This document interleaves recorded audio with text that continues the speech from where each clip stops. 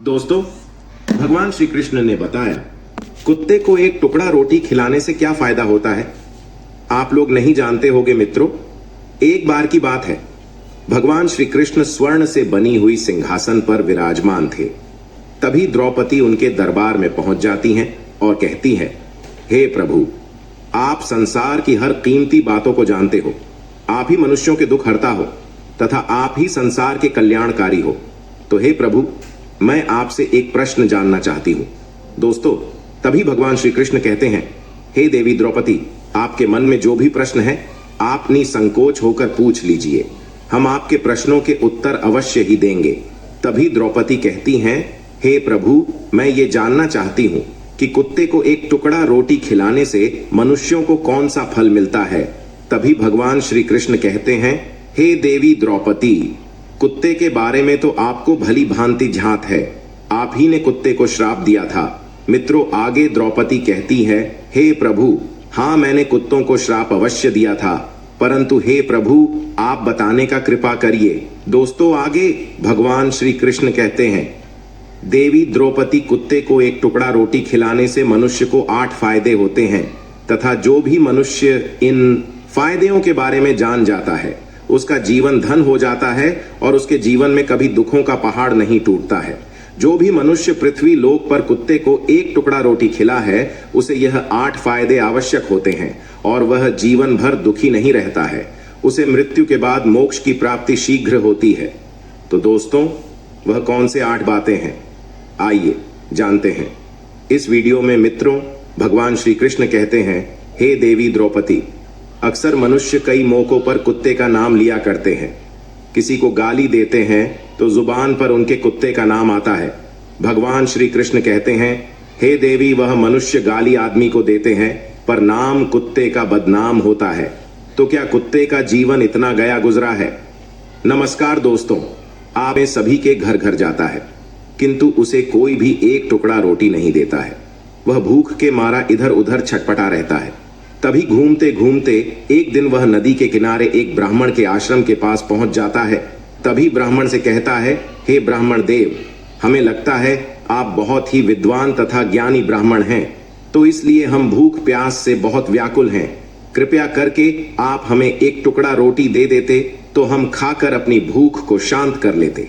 तभी वह ब्राह्मण कहता है, हे स्वान, क्या तुम्हें गांव में एक टुकड़ा रोटी कोई नहीं दिया जिसे तुम खाकर अपनी भूख मिटा सको?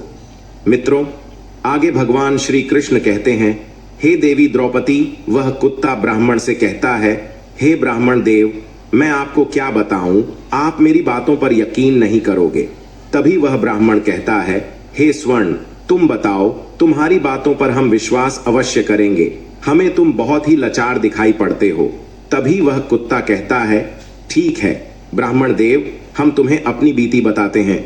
मित्रों, आगे भगवान श्री कृष्ण कहते हैं, हे देवी द्रौपदी, वह कुत्ता ब्राह्मण से कहता है, हे ब्राह्मण देव, हे दुनिया के लोग, हम पर रहम करो। हमारा कोई घर नहीं होता, कोई आसरा नहीं होता, कमा के खाना हमें नहीं आता, हमें वस्त्र भी पहनने का ज्ञान नहीं है, इसीलिए सर्दी गर्मी बरसात में हम ऐसे ही घूमते रहते हैं, हमें पढ़ना लिखना नहीं आता। मित्रों, आगे भगवान श्री कृष्ण कहते हैं, हे देवी द्रौपदी, वह कुत्ता कहता है, हे ब्राह्मण देव, आपकी तरह हमें अनुशासन नहीं आता, हमें आपकी तरह बोलना नहीं आता। यह हमारा दुर्भाग्य ही समझिए, पर हमें आपकी तरह भूख भी लगती है। चोट लगने पर हमें आपकी तरह पीड़ा भी होती है, हमें आपकी तरह रोना भी आता है। बस इन्हीं 3 कामों में हम आपकी बराबरी करते हैं, इसीलिए हम पर दया दिखाइए, हमें और कष्ट मत दीजिए। ईश्वर ने तो हमें वैसे भी कष्ट देकर ही भेजा है, ऊपर से आप लोग हमें परेशान करते हैं। हम आपकी तरह मनुष्य नहीं हैं, हम पराधीन जीव हैं। जब हमारा जन्म हुआ उस समय हमारे आंख कान बंद थे। कह नहीं सकते कि उस समय आपके जन्म पर जैसे नाच गान होता है, बाजे बजते हैं, खुशी मनाई जाती है। हमारे जन्म पर भी यह सब हुआ होगा। हमारे जन्म पर किसने खुशी मनाई होगी? हम जिस बिछौना पर थे वह रुई की भान नरम तो था, सर्दी बिल्कुल नहीं लगती थी। मैं मन में सोच रहा था कि किसी बड़े घर में पैदा हुआ हूं, लेकिन जब हमारी आंख खुली तो मैंने देखा कि हमारी माँ, जिसे आप लोग कुतिया बोलते हो, वो अपने 4 बच्चों को छाती से चिपटाकर एक भार की राख में पड़ी थी। हम 4 भाई थे, बाकी 3 भाई तो सफेद और भूरे रंग के थे। मैं अकेला लाल रंग का था। सबसे छोटा मैं ही था, इसीलिए कमजोर भी था। मेरी माँ हम लोगों के पास जब तब आती थी, क्योंकि उसे भी अपने भोजन की व्यवस्था करनी पड़ती थी। यदि वो ना खाती तो हमें दूध कहाँ से पिलाती। उस एक माँ पर हम 4 निर्भर थे। वो बेचारी अपने भोजन के लिए इधर उधर दौड़ती रहती थी। कभी भोजन मिल भी जाता था, कभी नहीं मिलता था, लेकिन वह हमेशा हम चारों का बड़ा ख्याल रखती थी। आखिर माँ जो थी वह रात रात भर जाग कर गांव की रखवाली करती थी। मजाल नहीं था कि कोई अनजान आदमी बुरी नीयत से गांव की ओर भी झांक जाए। दूसरे गांव के कुत्ते भी हमारी माँ के डर से गांव में नहीं आते थे। गांव के किसी किसान के खेत में कोई खड़ी फसल खाने आती तो हमारी माँ उसे दौड़ाकर भगा देती। गांव वालों के लिए इतना सब करने के बाद भी कोई हमारी माँ को भोजन नहीं देता था। उसके लिए उसे मजबूर होकर छीना झपटी करनी पड़ती थी। कई बार तो लोग उसे लाठी डंडों से पीट कर भगा देते थे। बेचारी उस दिन भूखी रहकर पेट की आग से जलती रहती थी। मित्रों, आगे भगवान श्री कृष्ण कहते हैं, हे देवी द्रौपदी, वह कुत्ता कहता है, हे ब्राह्मण देव, आखिर भूख तो हमें आपके ही तरह लगती है। ऊपर से उसे अपने 4 बच्चों की चिंता भी लगी रहती थी। आखिर माँ जो थी, जब भूख उसे चैन से बैठने नहीं देती और गांव वालों का भी उसे देखकर हृदय नहीं पसीजता, तो बेबस होकर के उसे लोगों के घरों में चोरी से घुसना पड़ता था और खाने की कोई चीज मिल जाती तो उसे खाकर अपने पेट की आग बुझा लेती। कई बार तो लोग उसे खाने की वस्तु ले जाते, देखते तो लाठी डंडे लेकर उसके पीछे पड़ जाते। कुछ निर्दय लोग तो कई बार उसे घर के अंदर बंद करके पीटते थे। हमारी माँ का बुरा हाल कर देते थे। मित्रों, फिर वह कुत्ता ब्राह्मण से कहता है, हे ब्रह्मदेव, हमारी माँ ने क्या बिगाड़ा था?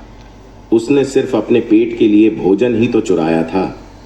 चोरी करने का हमें कोई शौक नहीं है, पर पापी पेट हमें यह सब करने के लिए मजबूर कर देता है। एक दिन की बात, बड़ी ठंडी बरसात हुई, ओले पड़े थे, ठंडी हवा चल रही थी। उस ठंड में ठिठुर कर हमारे 2 भाई मर गए। उस दिन हमारी माँ बहुत रोई, लेकिन मनुष्य हमारी पीड़ा क्यों समझेगा? उसके बच्चे थोड़े ही मरे थे। मित्रों, फिर वह कुत्ता कहता है, हे ब्रह्मदेव, अब हम सिर्फ 2 भाई रह गए थे। हमारी माँ हम दोनों की अच्छे से देखभाल करने लगी थी। एक दिन उसी गांव में एक सेठ के घर पर दावत चल रही थी और पुड़िया बन रही थी।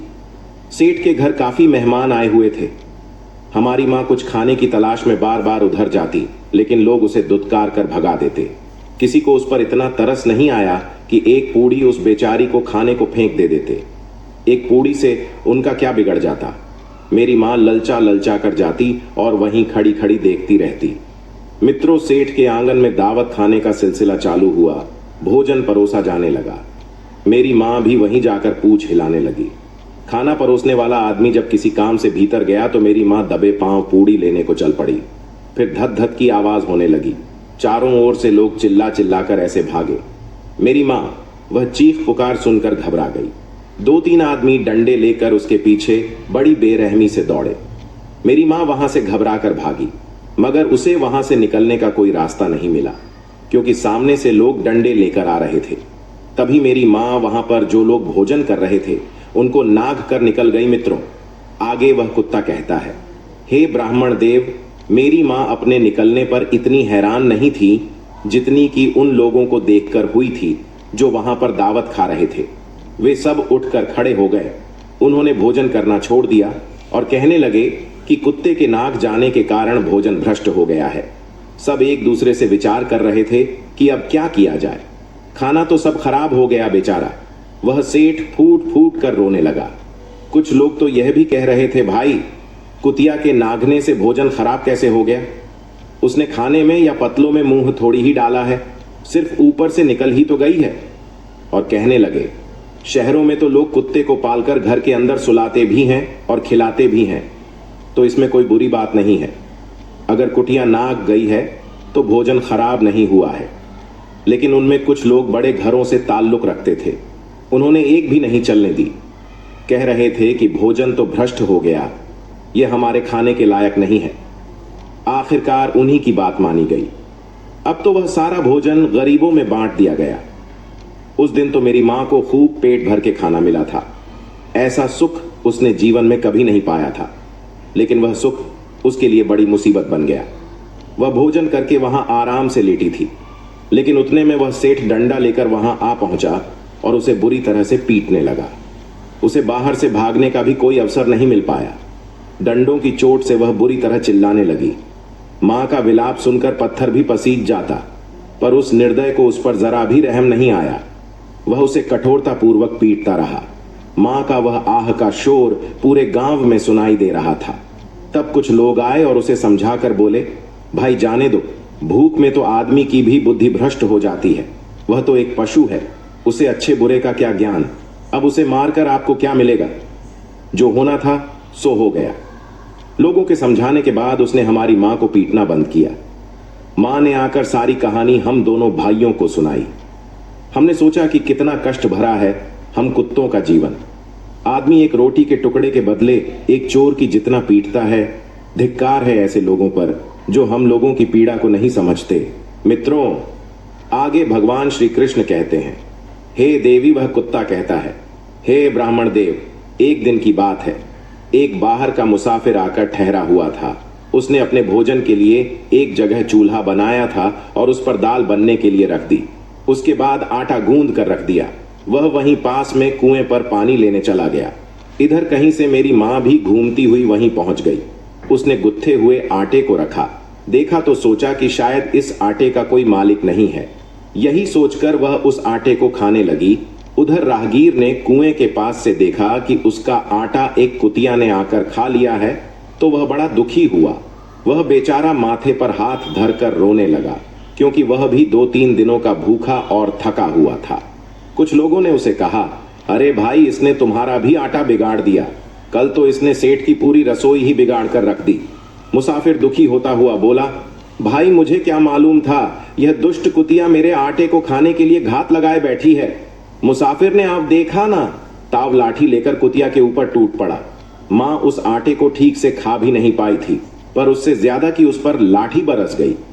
महीनों तक मेरी मां लगड़ाती हुई घूमती रही। तब उस दिन समझ में आया कि आदमी कितना खुदगर्ज है। हम उसका कोई कार्य करते हैं तो भी वह हमें नहीं समझता। मित्रों, आगे वह कुत्ता कहता है, हे ब्राह्मण देव, हमारी कमी यह है कि हम उन्हीं मतलबी इंसानों के अधीन रहना चाहते हैं जो हमें कष्ट देता है, जो हमें प्यार से खिलाता है। हम उसके कितने काम आते हैं यह उन्हें नहीं पता। उसके घर की रखवाली तो करते ही हैं, साथ ही साथ और भी बहुत सारे लाभ हैं जिन्हें मनुष्य नहीं जानता। आगे भगवान श्री कृष्ण कहते हैं, हे देवी द्रौपदी, यदि मनुष्य कुत्ते को रोटी खिलाने के फायदे जान जाए तो बहुत से अपने जीवन में होने वाले नुकसान से बच सकता है। आज मैं आपको बताऊंगा। कुत्ते को रोटी खिलाने के 8 फायदे मनुष्य को पता नहीं है कि जब भी घर में रोटी बनाई जाती है तो सबसे पहली रोटी गौ माता की होती है और पिछली रोटी कुत्ते की होती है। भगवान श्री कृष्ण कहते हैं, हे देवी, ऐसा ही हमने विधान बनाया था, लेकिन भगवान की बनाए उस विधान को भूलकर मनुष्य अगली और पिछली रोटी स्वयं ही खा जाता है। इसका प्रभाव उसके जीवन पर बहुत बुरा पड़ता है। कुत्ता वह प्राणी है जिसको रोटी खिलाने से मनुष्यों के जीवन में पड़ने वाले ग्रहों के दोष भी दूर हो जाते हैं। मित्रों, फिर भगवान श्री कृष्ण कहते हैं, हे देवी, पहला फायदा है कुत्ते को रोटी खिलाने का कि कुत्ते को रोटी खिलाने से शनि का नकारात्मक प्रभाव कम हो जाता है। शनि ग्रह जब अपनी कुदृष्टि डालता है तो हर मनुष्य बर्बाद हो जाता है। जिस व्यक्ति पर उनकी महादशा का आरंभ हो जाता है तो बने बनाए काम अपने आप बिगड़ने लगते हैं। वह आर्थिक तंगी का शिकार हो जाता है। उस स्थिति में व्यक्ति यदि कुत्ते को रोटी खिलाता है तो उस पर शनि का कुप्रभाव बहुत कम हो जाता है। मित्रों, नंबर 2, दूसरा फायदा है कि कुत्ते को रोटी खिलाने से भाग्य आपके पक्ष में हो जाता है। आपके घर के अंदर नकारात्मक शक्ति नष्ट हो जाती है। नंबर 3, कुत्ते को रोटी खिलाने से माता लक्ष्मी प्रसन्न हो जाती है और आपके घर में धन दौलत की कभी कमी नहीं रहती। नंबर 4, कुत्ते को रोटी खिलाने से आपके ऊपर कर्ज नहीं चढ़ता और जो पहले से आप कर्जदार हैं उससे भी मुक्ति मिल जाती है। नंबर 5वां फायदा है, कुत्ते को सुबह शाम भोजन देने से आपका व्यापार बहुत अच्छे से चलता है। नंबर 6, कुत्ते को रोटी देने से आपकी आयु में वृद्धि होती है और अटका हुआ धन वापस मिल जाता है। नंबर 7, कुत्ते को रोटी देने से हमेशा आपका स्वास्थ्य अच्छा बना रहता है और मानसिक रूप से आप मजबूत रहते हैं। मन ऊर्जावान रहता है, अच्छे विचार आपके मन के अंदर आते हैं। नंबर 8, कुत्ते को रोटी खिलाने से भगवान प्रसन्न रहते हैं, क्योंकि भगवान को समस्त जीवों की, समस्त प्राणियों की चिंता रहती है और जो समस्त जीवों पर दया दिखाता है, भगवान भी उस मनुष्य से हमेशा प्रसन्न रहते हैं। भगवान की कृपा सदैव उस परिवार पर बनी रहती है। मित्रों, आप लोगों ने अक्सर अपने बड़े बुजुर्गों से सुना होगा, कहते हैं कि जब कुत्ता रोता है तो अपशगुन होता है, कोई संकट आता है, किसी की मृत्यु होती है, इसलिए कुत्ते को कभी रुलाना नहीं चाहिए। दोस्तों, इस प्रकार से भगवान श्री कृष्ण ने देवी द्रौपदी को बताया है कुत्ते को रोटी खिलाने के फायदे।